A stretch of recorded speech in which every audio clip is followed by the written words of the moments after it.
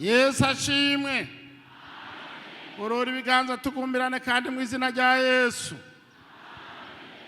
Nkuko pasiteri yabivuze, twaranezerewe inama nkuru idutumye ngo tuze hano mu kinama dusangire ijambo ry'Imana. Imana ihabwe icubahiro.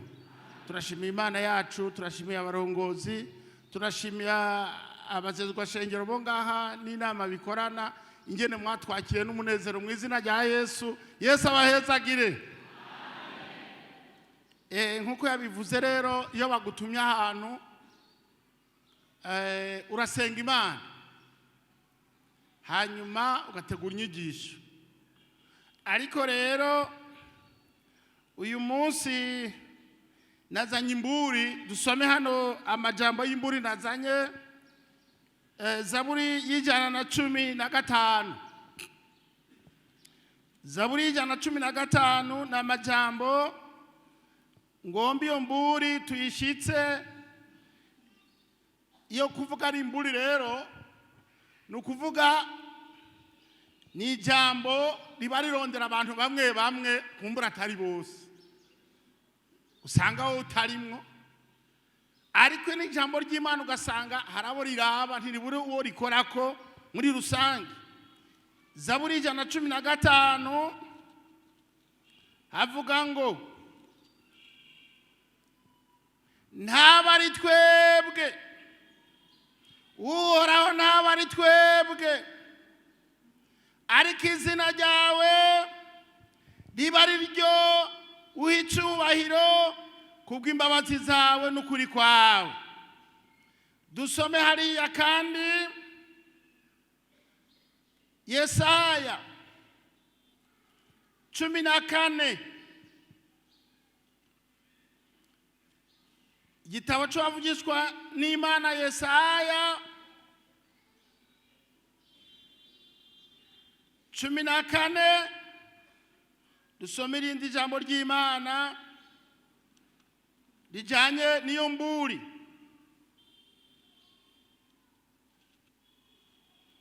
Genda buhoro buhoro kugira ngo umuntu wese ashike. 14 umurongo wa 10 avuga ngo wari waribariye mu mutima uti nzoduga nje mw'ijuru nkuzi intebe yawe yanje y'ubwami isumba inyenyeri z'Imana. Yesaya 14 umurongo wa 13. Yesaya 14 umurongo wa 13 havuga ngo wari waribariye mu mutima uti nzoduga nje mw'ijuru nkuzi intebe yanje y'ubwami isumba inyenyeri z'Imana, kandi nzovyagira ku musozi w'ikoraniro mu ruhande rw'impera yo mu buraruko. Uti nzoduga ngende aho ibicu bigarukira, nzoba nk'isumba vyose. Yamara uzomanurwa ushike kuzimu, ushike mu bwigobeko bwa rwagobo. Yesu adutabara.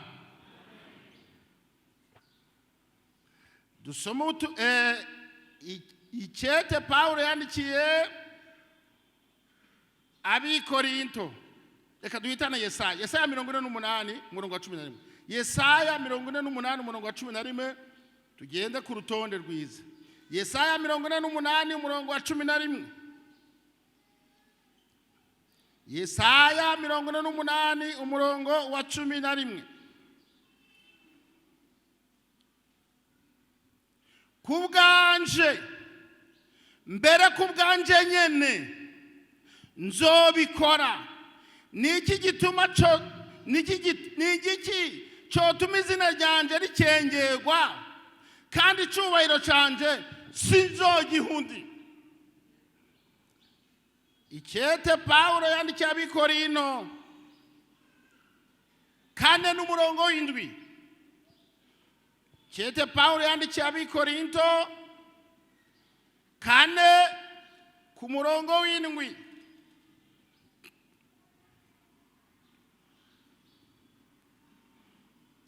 Ninde aguteye kwitandukanya n'abandi?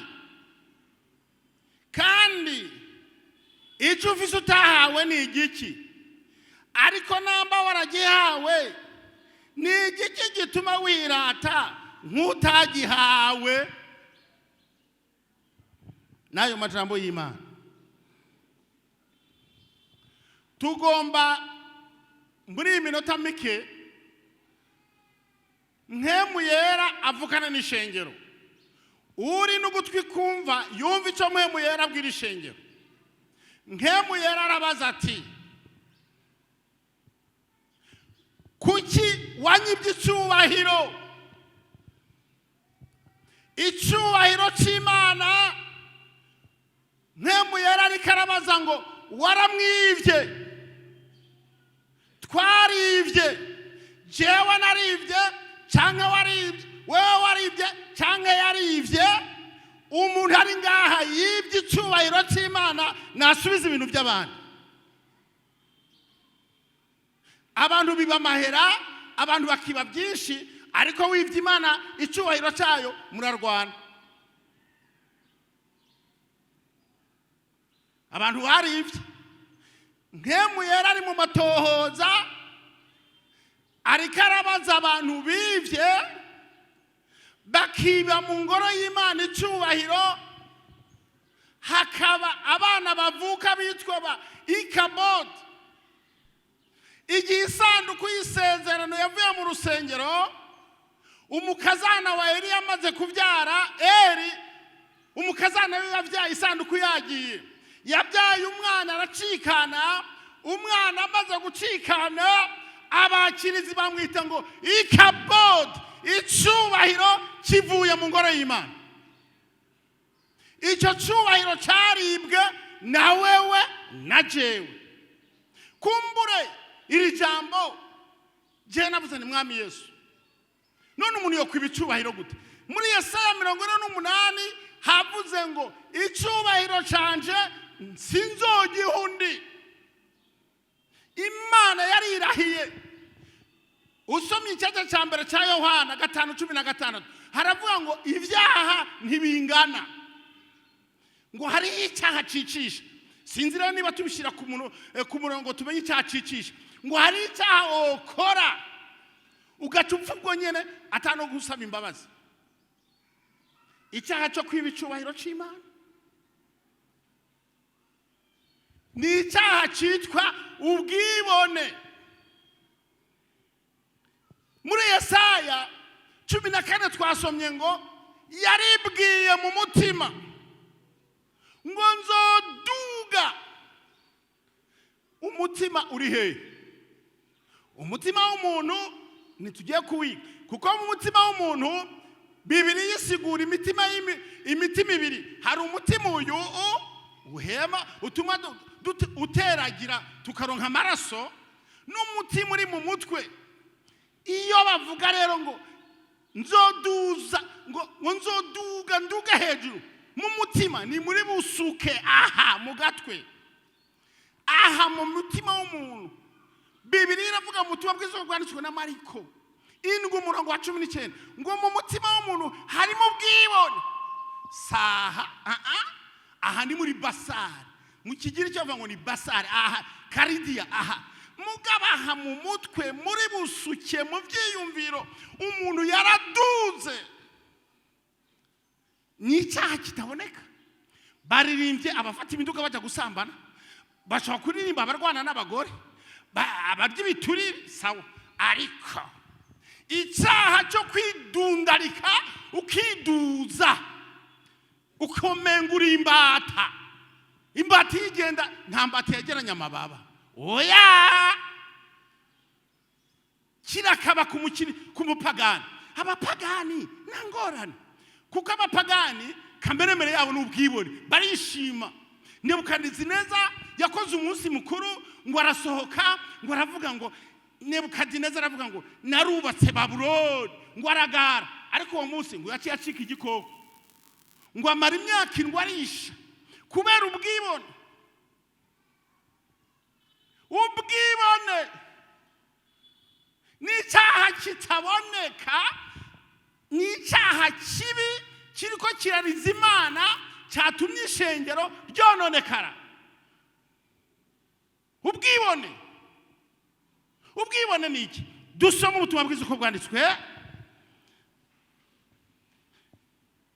icyete cy'abigaratiya ntaba ari twebwe ntaba ari jewe ariko izina ryawe reka izina rya Yesu rishyirwe hejuru reka icyubahiro kiba mu ishengero reka ntihagire irindi zina ry'umuvugabutumwa ry'umupasitori cyangwa ry'umuririmbyi cyangwa ry'umushefu dokorari ryoshyirwa hejuru kirazira ntihagire irindi zina ryoshyirwa hejuru n'irihe zina rishyizwe hejuru muri iri shengero n'irihe zina mwe muyarararira umuntu ariyubakira izina muri korari ugasanga waragaye iyo korari warayiyitiriye wewe uri igiki wapfiriye nde n'icyo ufise utahawe n'igiki ufise utahawe qu'as-tu que tu n'as reçu si tu l'as reçu pourquoi tu t'enfles kubera iki ugara kubera iki wababwiwe nde wewe mwembu yararabaza ishengero ambwiye ayo majambo sinasubiye kuryama narize ijoro ryose naraye ndarira ndaboroga icabana n'igitanda cyuzuye bosozi mwembu yararari ati nukubera iki abantu bafise ubwibone jewe uhoraho urabambariza tininde yabambiwe ishengero ko musigaye mufise ubwibone burenze n'igiki niko mwembu yarabaza ishengero nukubera iki ubwibone ni iki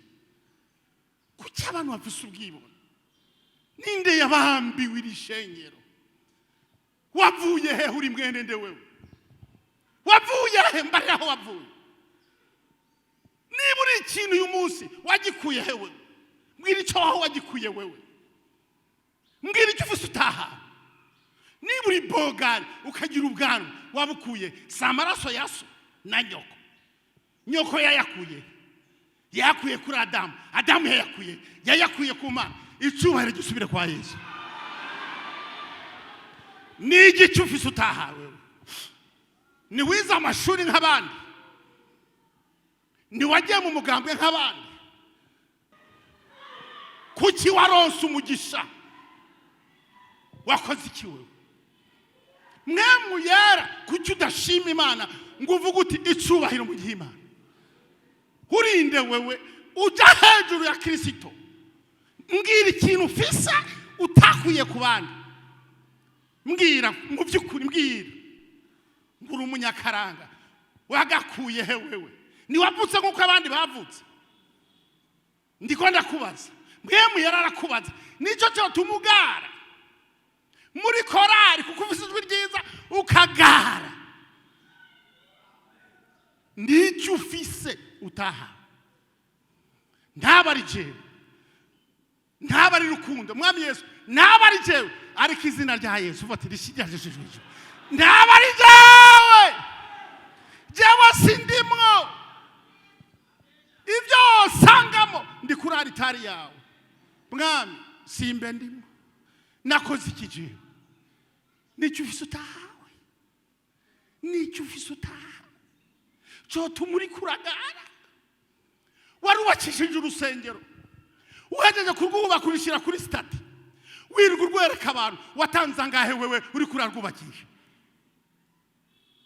umukozi w'Imana arubakisha urusengero abantu bagatanga amahera y'ishengero bagashigikira rwubatse akarwiyitirira akarushyira kuri stati ni igice utahaye wewe gitumugara ngo wewe ubakishije urusengero watanze angahe uretse guhagarara ngaho ugatangaza mbwira icyo tumugara ugashyira kuri telefone stati abari wo bose ukwirirwa ubereka yuko wubakishije ibitangaza watanze angahe wowe wabambiwe bangahe niko mwemu yarabaza ishengero nicyo ufise utaha byatumye icyubahiro cy'Imana cyavuye mu ishengero kubera abantu bishyira hejuru y'icyitwa Imana abantu bakigira Imana mu ishengero dusome ijambo ry'Imana abigaratiya mwemu yararika aravugana natwe abigaratiya havuga ngo iki? Tugiye kuraba ibimenyetso byerekana ko ufise ubwibone. Dusome ijambo ry'Imana. Mwemu yera arababaye kubera abantu bafise ubwibone. Ubwibone gatanu duhere ku murongo 6 umurongo wa mbere havuga ngo iki? Bene data, umuntu niyo yoboneka k'icyaha, mwebwe ab'imwe mutunganye umeza cyo, mumuhanurishe umutima w'ubugwaneza, kandi wiyubare ubwawe nawe nyene ntiwoshwe nabi. Mwakiranira imitwaro mushitse mutyo ivyagezo vya Kristo. Umuntu niyumvira ko aragakomeye kandi atacamaze aribesha. Ariko umuntu wese asuzume igikorwa ciwe, niho azobona ico yirata ku mutumba wiwe ubwiwe, atari ukubwa abandi. Yesu adutabare. Ngo wiyumvira ko aragahambaye, ngo kandi atacamaze, none umaze iki? Ariko ndivyo tuma twikengera. Umuntu wese akwiye gushima avuga ati Yesu icubahiro ni cyawe. Haleluya. Niba ufise amahera ugaharura konti ati baba ndagushimiye, ndibuka aho navuye. Haleluya. Haleluya. Imana yarandodesheje muri no minsi. Ngenda niga hose. Mbona umuntu w'Imana aradutumiye mu munsi mukuru. Hanyuma uyo muntu w'Imana nibwo bwa mbere nari ngiye muri uwo munsi mukuru w'abantu bakora yubire. Uwo muntu yaramaze imyaka 51 yubakanye n'umugore wiwe. Ndiga nuzura mpemu yera, abo twari kumwe ntibabimenye. Uwo mutama yaravuze ngo jewe nikoreye igisamba ndakidugana, ngo ababona mpambaye ngo bagira ngo sinikoreye igisamba. Ya uwo muntu mubonye muri iki gihe avuga ko yikoreye igisamba kikujwe n'abantu b'abakuru, aho nari narajugume. Jewe rero ngenda niga yo ko kuri mu gisagara ntuvuga aho wazananye wewe, nawe uhakubajije mugaye imbere y'Imana genda uvuga aho wazananye wewe. Kuki utavuga aho wazananye? Ntuzubimbwira, ntibikenewe. Mugabo jya mu cumba cyawe upfukame ati Yesu namanukanye n'imvovo, ndagusabye icubare kigusubirire mwami. Gorora ibiganza. Siko none jewe naje aho nazananye, Mana ndagushimiye kubaho ngeze. Haleluya. Upfuka mu guti cyubahiro ni cyawe Yesu, ndarizi zira ni wewe, aho ngeze ni wewe, uhicyubahiro Yesu. Amina, amina, amina. Ibimenyetso byerekana ko ufise ubwibone. Hari ubwibone bw'imhemu ni bubi. Soma Luka 18 umurongo w'icenda. Luka 18 umurongo w'icenda. Mpemu yera arababaye mu ishengero. Nta bwiza bw'Imana bwo mu ishengero abantu batazi ico bari cyo, naho bavuye naho bariko baraje. Yesu adufashe kuri runo ruhimbi. Umuntu wese nanje nihane nawe wihane. Icambere uyu mugani nawe awucira abiyemera ubwabo ko bagororotse bagakengera abandi bose. Avuga ati abantu babiri baduze baca mu rusengero gusenga. Umwe yari umufarisayo, uyundi yari umutoza ko.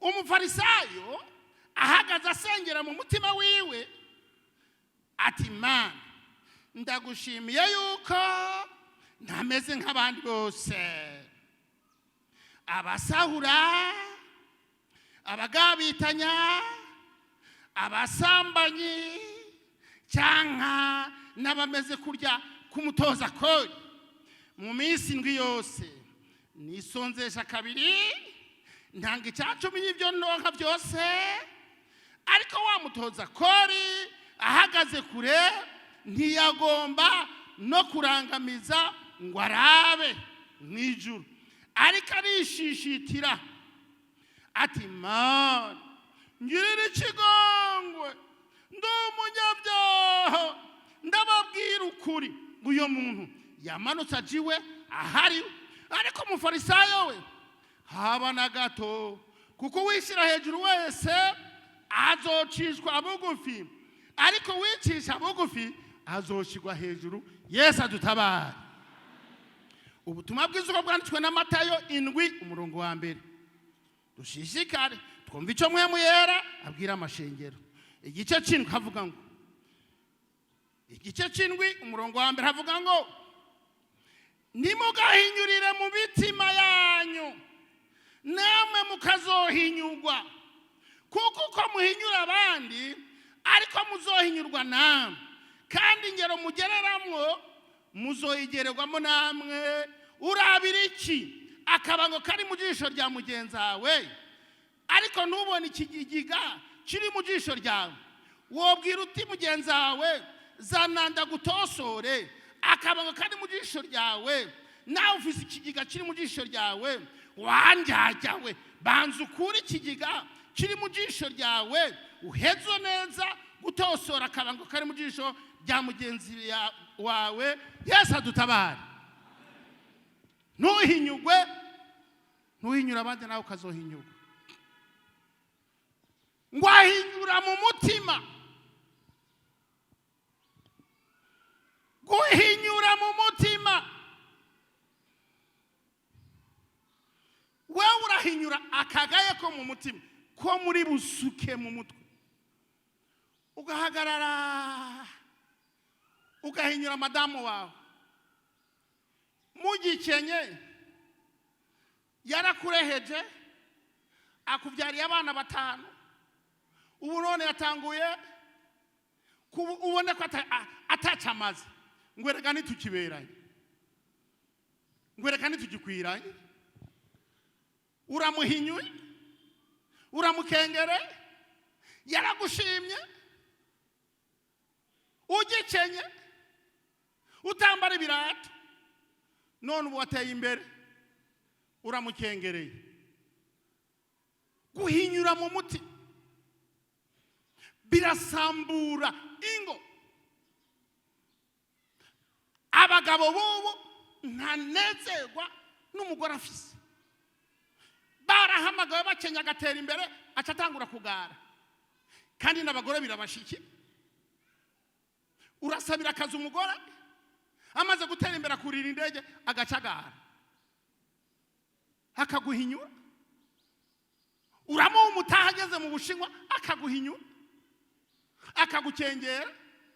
Urarera abana nkaho boteye imbere ngo bagufashe bakaguhinyura bakakugaya.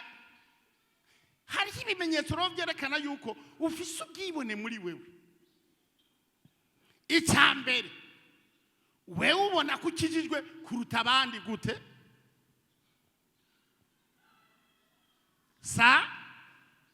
Mbwira igipimo cyamwemu yari ufise gituma ugaya abandi. Kurugenda ari rurerure uracyari umusore uri kuravugishwa. Edayeri nturazana umugore ngo turabe ingene umutunga. Uri umusore uvuga ko uri n'umukizwa gute utaramenya gutunga n'umugore ngo turabe yuko uzi no gukizwa ugatunga n'umugore ukarondera rasiyo. Erega hari umuntu akizwa akavugisha ngo ame mugabo ntamenye guca itasi. Iyo ame umugore azohirya. Erega birajana. Hari umuntu atazi no kurondera akiranwa Bibiliya ku mutima akaguma yabira mu mutima akiranga ngo amina senga urondera n'amahera. Hari urondera amahera akayaronga mugabo atazi gusenga nawe.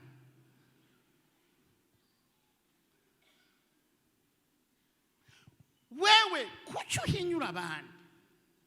Mwene data Bibiliya yatubwiye ngo nubona mwene data afise ikibazo ukabona umurusa mu mpemu, abantu mu mpemu ntidukurira rimwe. Ikigira kabiri, ibyerekana ko ufise ubwibone. Iyo abantu bashikiwe n'amageragezwa urabanegura, ukiri gutangaza yuko uwo muntu yagize ikibazo, kandi nawe icyo kibazo cyaragushikiye, naho kitasa n'ico mugabo cyakubaye ko ntibagufashe, uba warataramuwe. Ariko iby'abandi nibyo ushuha kuvuga iby'abandi, kandi nawewe Imana yarakubabariye, ariko kana kagize ingorane, we baramufashe agize ingorane, ngo nabari ngo nta makuru ufise, ugacukubita igikwembe ngwe bane nta makuru ufise. Ubwo wewe nta bintu Imana yakubabariye ikagupfuka, iyo gupfukura ntuba waramaramaye. Nukuri suzuma kuvuja mu gakiza, nta bintu Imana yopfukura byawe wewe ukamaramara wewe. Kubera icyo uvuga iby'abandi none ugasanga uraryohewe rwose, kana kagize igeragezo ngwe ugashuha, mugashuha mukagongana ibipfunsi. Sawa, wamurondera amakosa ku bandi, icyerekana ko ufise ubwibone. Nta munsi wowe uricara ngo usuzume, wamurondera amakosa ku bandi. Abandi ni abanyabyaha, abandi nibo bafise amakosa, abandi. None wewe nta makosa ugira. Icyakane, wama wigereranya n'abandi mu buryo bw'impemu, ngo senga kurusha abandi, ngo ndasigura kurusha abandi, ukipanga. Niba turi nko mu bakozi b'Imana ngo ngo reka nta wize theology nkanje, siko gahembe ntaca ndaba ntimbega umuntu wize theology nkanje ninde, ntaca ngara rero. So uko gahembe kuko atawize theology ntaca nangura kugara nguko nize theology. None wiyumvira ko umuntu afise lisansi ya theology niwe akoreshwa n'Imana kuruta wigiye yagamukama, niko wihenda. Hanyuma rero nkacangara aho ikote ntirinkoreko, nize theology. Bagiye gukaraba ukihenda ugakaraba imbere yanje, nize theology. Timbega urya ntiyambonye ko nize theology. Ngo kandi ngaha ngo burya murabye muri rya miduga yabavuga butuma ngo ni je mfise umuduga uruta abandi, ugacuza ukagara mu ntebe ukagara, mfise umuduga uruta abandi, kandi n'uwo muduga ntituranawubona, bigatuma wicara nabo ugacika muku ngo kuko ufise umuduga uruta abandi. Ngo mbega nko ngaha ngo muri aba baririmbyi ngo ninde akora muri pinide nka jewe, ngo ni jewe. Kandi ntituzi gukora muri pinide, ntituzi gukora muri oni, mugabo ukaza ukagara intebe ukayikwira wenyene. None wivyo nibiki vrema? None niba ufise etage ninde ugaburira, utanga minerivare y'abana bangahe? Impwema ni wowe uzitanga. None ninde utunze? Igituma ugara ni igiki kigatuma mu ishengero ugara no mu nama uvuza abandi ukabahoza ngo hora, uzovuga wenyine ngo kubera iki? Usanze bateguye ibirago ukabisambura kuko ari wewe ngukorera amahera menshi. Nukubera iki? Ufise ubwibone. Iyo wagize ikibazo ntusaba imbabazi. Nta munsi numwe wewe ari umupfasoni wawe uramusaba imbabazi, aba mukorana nturabasaba imbabazi. Erega n'Imana ntuyisaba imbabazi. Ugiye gusenga nko mu Farisayo utangura ngo ndagushima Mana, ngo amina. Ntuzi ko iyo baja mu ihema ry'ibonaniro baca ku gikarabira ngo haleluya amina, haleluya amina. Ikimazi cy'amaraso ya Yesu kuri wowe naco kikumariye. ntusaba imbabazi wowe ntuhanurwa. Iyo baguhanuye ucushavura. Abantu baguhanuye bose wabashize mu ikarine urabagaye. Iyo baguhanuye ucubona ko uwo muntu akwawe ukamwanka mu ishengero ntugombe no kumwegera kuko yaguhanuye. Icyubahiro cy'Imana cyavuye mu ishengero. Iyo bashimiye abandi bakavuga bati kanaka yakoze neza, kanaka aratera ikorase nziza, ngo ko atari je bavuze, ngo none ko je batamvuga, ugomba ko bakuvuga wewe iminsi yose. Kuki ugomba kwishira hejuru none ngo ntibamvuze? Ibyo bimenyetso byisangako wewe ugomba ko ari we bashira hejuru, bavuge kuri igitangaza, bavuga ko ari gukorera mu ishengero, bavuga ko muri korari ufise amakorasi, bakuvuge bongere bakuvuge wewe wabambiwe. Ubwibone ni icyaha kibi. Soma ijambo ry'Imana. Imana iranga ubwibone. Imigani 16, Imigani 16 umurongo wa 5.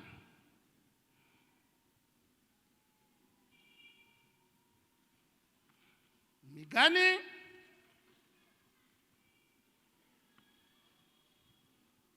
16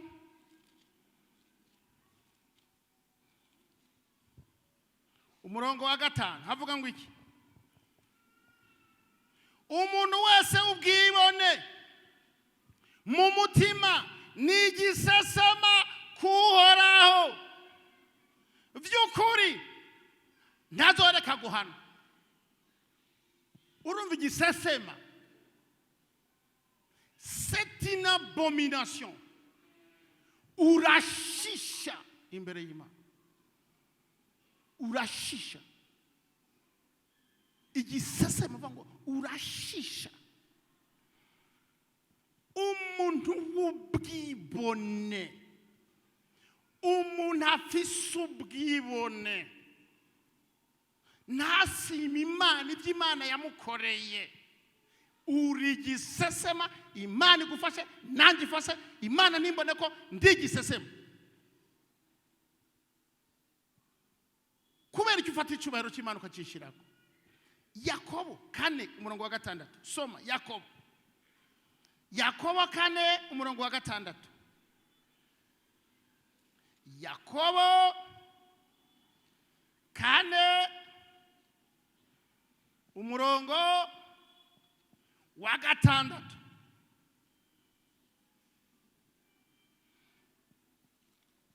Yakobo 4 umurongo wa 6 tuhavuga ngo iki? Arigitanga ubuntu burushirije, nicyo giti bivuga iti Imana irwanya bibona ariko abicisha bugufi ibahera iki? Ubuntu.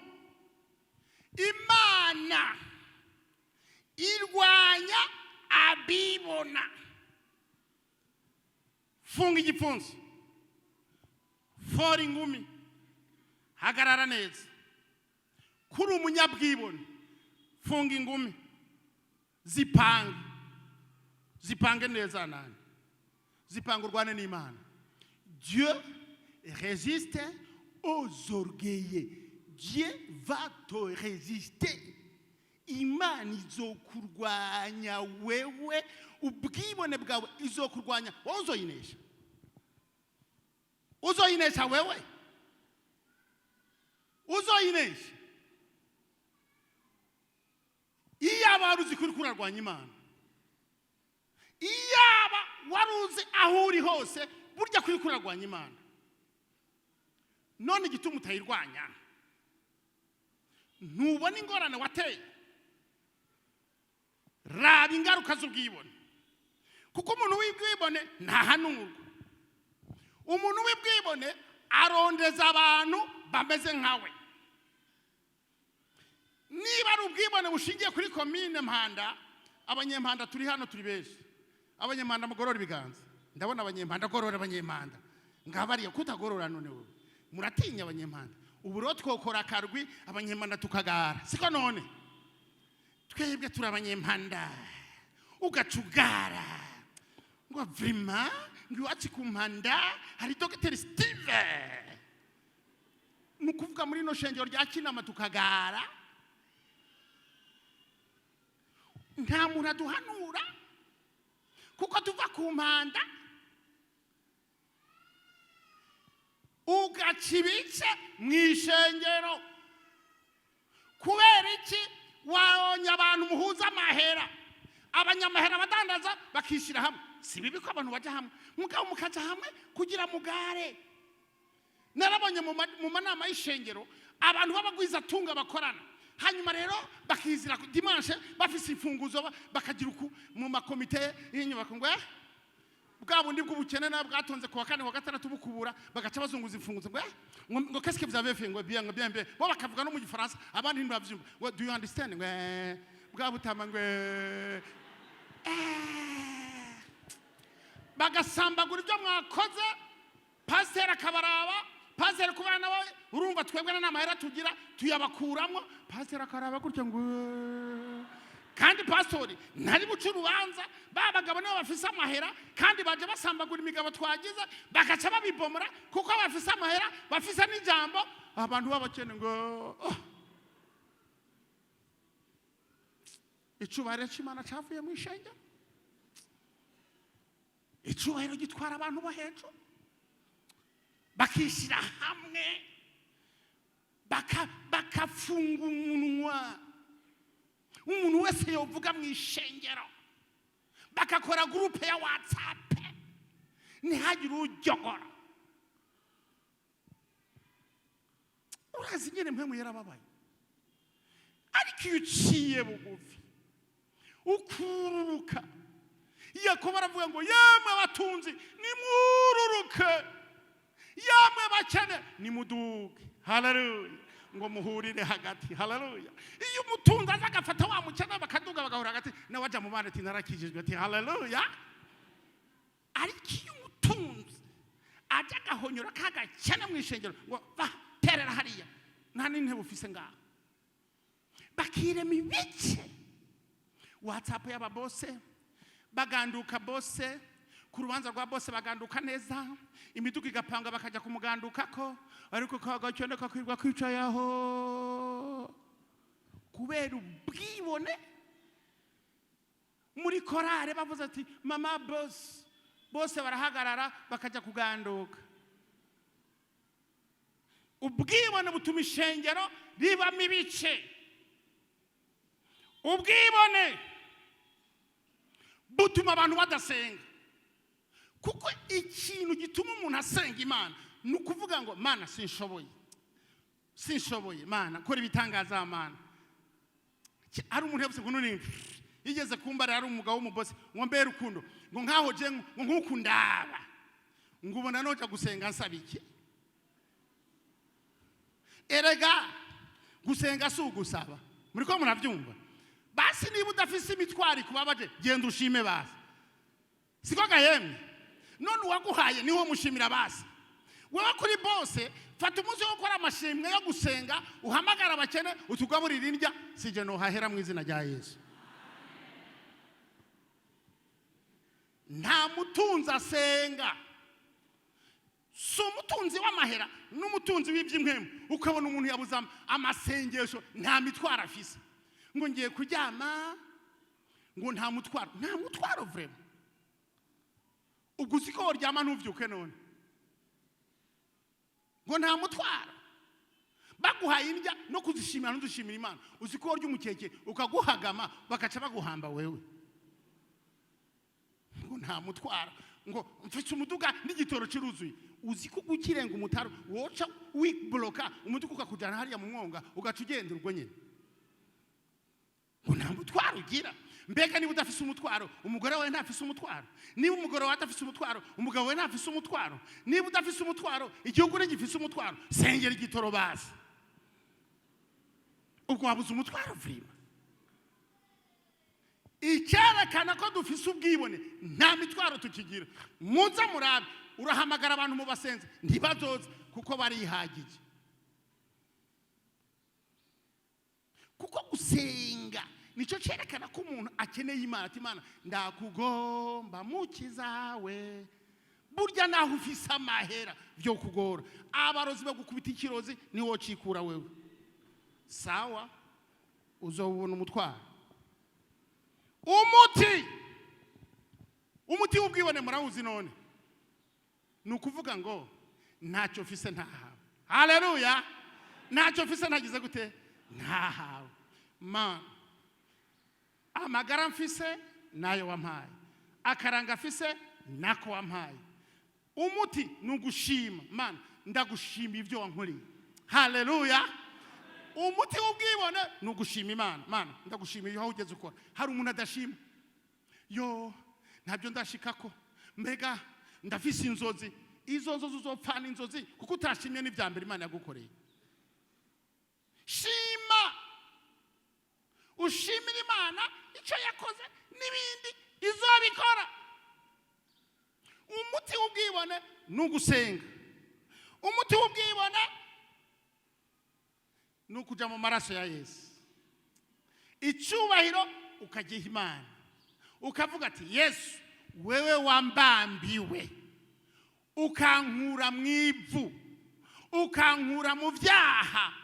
Amaraso washeshe Igorogota niyo yagize icyondi. Ntacyo nari gutanga iyo ataba amaraso yawe. None kubwawe nzoguha icyubahiro mu ishengero ryawe. None kubwawe nzoguha icyubahiro ku kazi.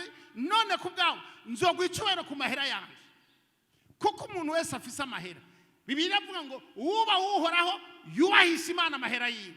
None amahera yo kutayubahisha Imana, kuronsa amahera uvuye kurangura, utubahisha Imana ubutunzi bwawe, ngo mubahisha Imana ubutunzi. Gutanga icyacumi si amahera utanga ngo barakumoye, nukubahisha Imana amahera yawe, ukayazana mu ngoro uvuga uti Mana kubyo wakoze nzanye mu ngoro yitirirwa Imana yawe, ndazanye ubu butunzi buzovuga ubutumwa. Nta bindi naho yatanga ngo nayo bariye, ngo nta makuru mufise, ngo he barayeba ibyo bigira 10.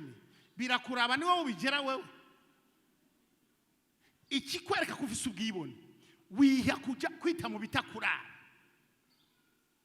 Wita mu bitakuraba wewe, kugera amahera birakuraba.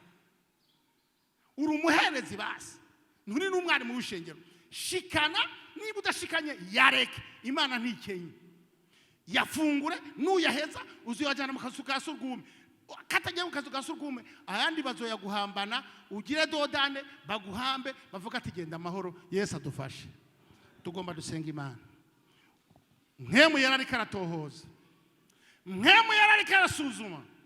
Cabugufi umuntu agorora ikiganza avuga ati jewe nsanze yo kana kagize ikibazo ndamwishimako. Nkemu yaranara mubabaje, jewe sinciye bugufi, bwabo nifise ubwibone, bwabo ndi ndishima. Gorora ikiganza cawe, haguruka huri, haguruka uzi imbere. Tujewe nisuzumye, singomba gufatwa icyubahiro cy'abandi naragitwaye. Mu ndirimbo zawe waha icyubahiro Imana, mu mahera yawe waha icyubahiro Imana. Umuntu agomba guhicubahira Imana nahaguruka zahana imbere ati ndagomba guhicubahira Imana. Nari mfise ubwibone bunyegeye, Imana yarambonye. Reka kurwana n'Imana, reka kurwana n'Imana. Ubwo bwibone bwawe reka kurwana n'Imana. Burya Imana warayibabaje,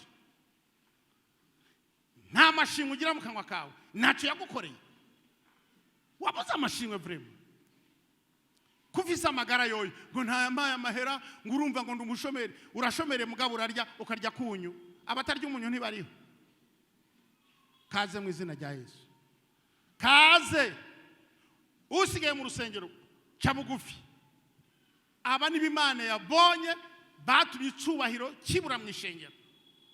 Aba nibo bitahuye ati bwa bundi ndafise ubwibone, nta mashimwe ngira, nta mashimwe ugifise. Pasiteri manzu dufashe gusenga ngo hano. Kazi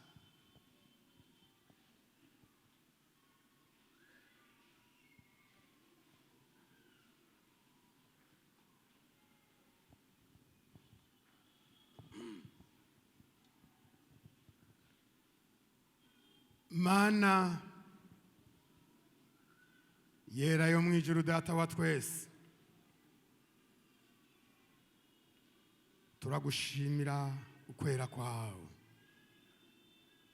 Ndabe ari jewe bibako, ndabe ari jewe nshigwa hejuru, ndabe ari jewe menyekana, ndabe ari jewe mvugangwa.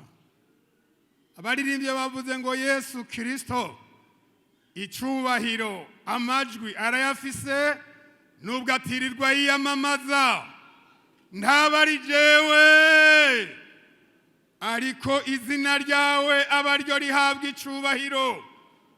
Turagushimira kuhishuyira ibanga rikomeye, ibanga rinyegezwa tugendana tutabizi, ibanga ryo kurwana n'Imana, ikintu citwa ubwibone, amagorwa gitera ubwibone bukomeye.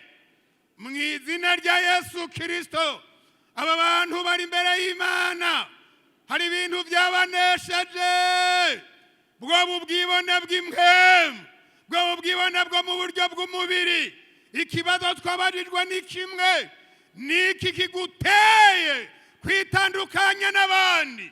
Niki ufise utahawe mu gihe wagihawe naho? Niki cotuma wirata nk'utagihawe? Abantu baremera Imana ico bari, ingene vyabagoye ntibabigize ibanga, baraje bigishoboka, baraje guca bugufi mu maraso ya Yesu, baraje guca bugufi mu izina rya Yesu Kristo, aho batasenze Imana kubera ubwibone, aho basenganye ubwibone ngo ni jewe, ni jewe, ni jewe nta wundi, ni jewe nta wundi, ni je ndabishobora nta wundi, mvuyemwo ntivyashoboka.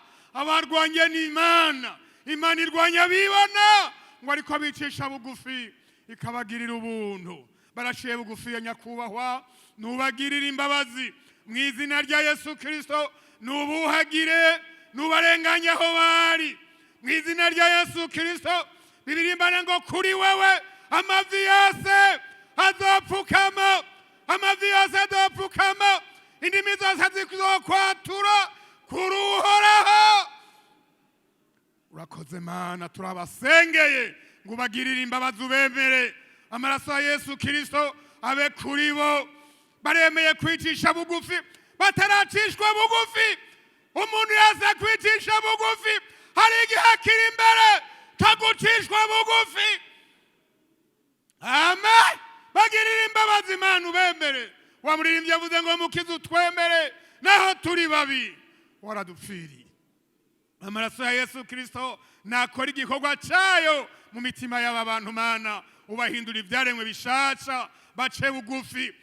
Ntawo gusumbya icubahiro. Bibiriva ngo naho wari Imana, kuringanira n'Imana ntibyabaye ibintu byo kumirako, uramanuka uca bugufi, wakira ishusho mugurano, ucikusa n'abantu. Mwana urakoze, turagushimiye kubagira imbabazi mu izina rya Yesu Kristo mwami wacu. Amina.